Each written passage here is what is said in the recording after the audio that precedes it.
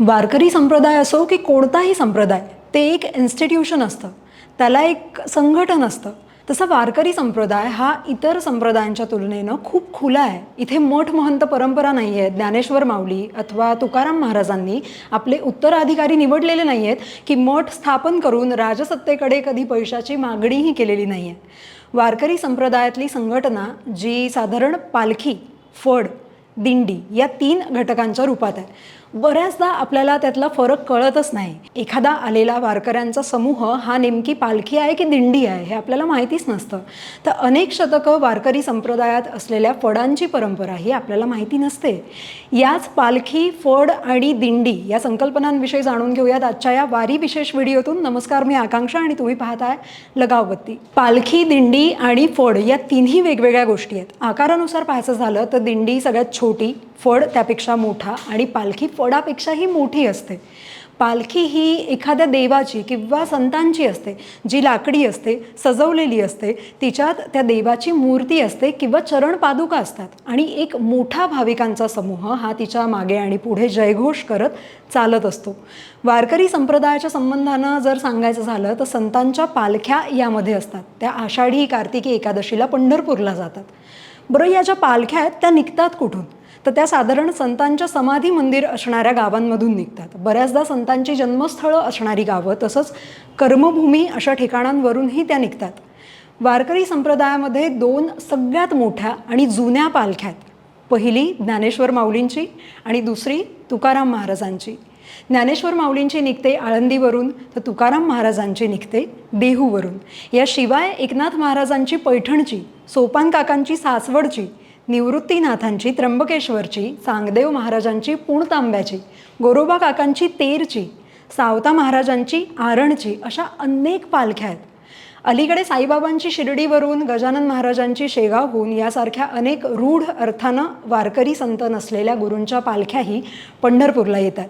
आता या पालखीत अनेक फड असतात आणि त्यांच्या दिंड्या असतात. दिंड्या या सहसा फडांशी संबंधित असतात. आधी दिंडी काय असते ते सांगते. मुख्य पालखीच्या मागे आणि पुढे जे वारकऱ्यांचे गट असतात त्याला म्हणायचं दिंडी. दिंडी हे वारीतलं लहानसं युनिट असतं. काय काय असतं एका दिंडीत? तर एक वीणेकरी असतो, एक मृदुंगवादक असतो, एक किंवा त्यापेक्षा जास्त टाळकरी असतात, पताका धरलेले 1 किंवा त्यापेक्षा जास्त झेंडेकरी असतात, तुळशी वृंदावन डोक्यावर घेतलेली महिला असते आणि टाळ्या वाजवणारे काही वारकरी असतात. एक दिंडी ही 5 ते 100 वारकऱ्यांची असू शकते. साधारण 25 वारकरी एका दिंडीत असं एक ढोबळ गणित असतं. यात वीणेकरी सहसा दिंडीचे प्रमुख असतात. त्यांच्याकडे दिंडीचं नेतृत्व असतं. सहसा एक भजन झाल्यावरती पुढचं भजन कोणतं घ्यायचं हे तेच ठरवतात. तसं पुढचा मुक्काम आणि जेवणाच्या सगळ्या व्यवस्थेचं जे नियोजन आहे तेच पाहतात. या दिंड्यांची नावं ही गावावरून पडलेली असतात आणि एका गावचे वारकरी मिळून एक दिंडी बनते.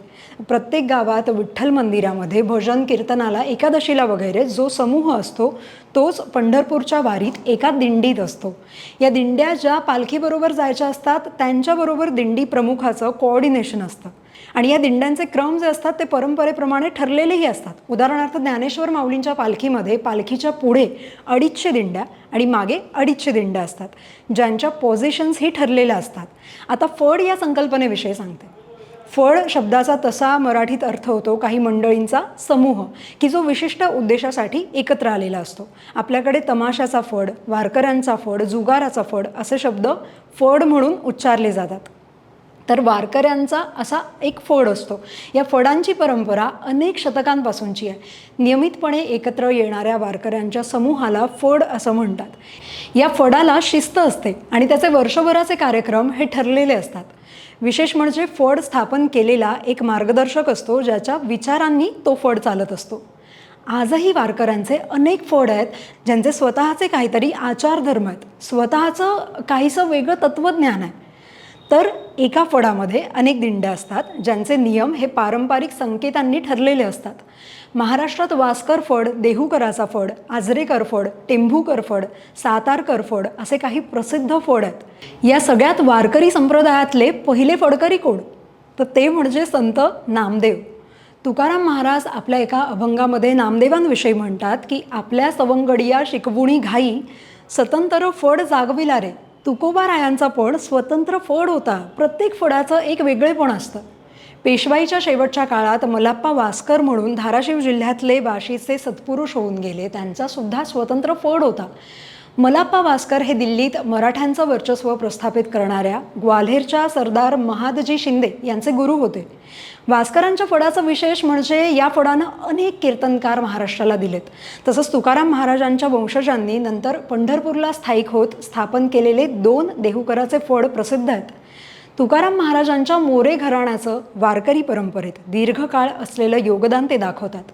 इंग्रजांच्या काळात 19व्या शतकामध्ये कोल्हापूर जिल्ह्यातील आजरा इथल्या बाबासाहेब आजरेकर यांनी एक फड स्थापन केला. त्याला आजरेकर फड म्हणतात.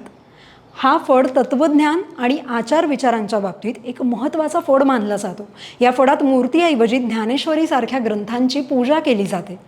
त्यावेळच्या समाजसुधारक असणाऱ्या महादेव गोविंद रानडे, रामकृष्ण गोपाळ भांडारकर, विठ्ठल रामजी शिंदे यांच्यावर या फडाचा प्रभाव होता. आजही असे अनेक फड ही वारकरी परंपरा संघटनात्मक बाजूनं पुढे नेण्याचा प्रयत्न करतात. अशी सगळी आहे ही फडाची संकल्पना. म्हणजे थोडक्यात काय तर अनेक दिंड्यांचा होतो फड आणि अनेक फडांची होते पालखी. आणि या तिन्हींनी वारकरी परंपरा आजवर जपली आणि ती पुढे नेली, ती समृद्ध केली. यात मात्र काही शंकाच नाही. बाकी तुम्हालाही माहिती कशी वाटली कमेंटमध्ये नक्की सांगा आणि वारीच्या अशाच महत्त्वपूर्ण गोष्टींसाठी लगावबत्तीला नक्की सबस्क्राईब करा.